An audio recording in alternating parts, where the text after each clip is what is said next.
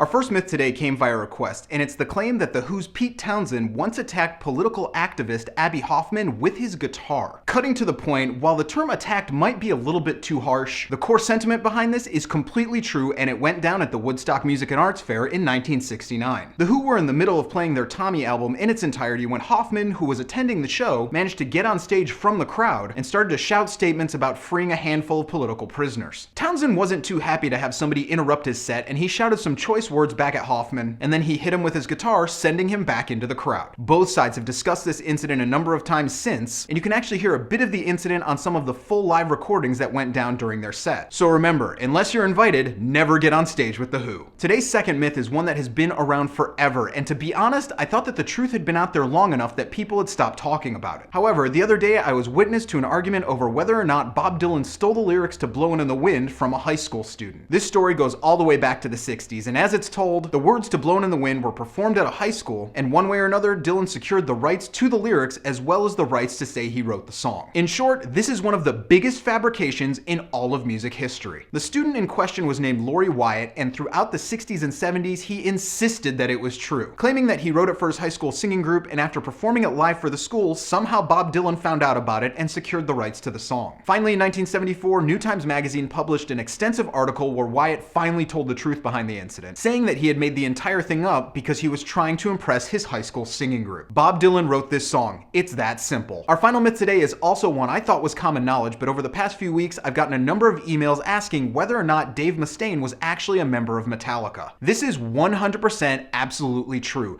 as about 3 years before Mustaine formed Megadeth, he was given the job as the lead guitarist in Metallica. However, due to his substance abuse problems at the time, Mustaine was fired from the band before they recorded their first record. But if you look at the writing credits throughout their Kill 'Em All record, Dave Mustaine actually gets credit for 4 different songs because he was a member of the band for about 2 full years. So yes, one of the first guitarists for Metallica was Megadeth's Dave Mustaine. So those are the myths for this week. Be sure to check back here every Thursday as I delve into some of the coolest stories in music history, and be here every day for all the music news, reviews, and knowledge you'll ever need.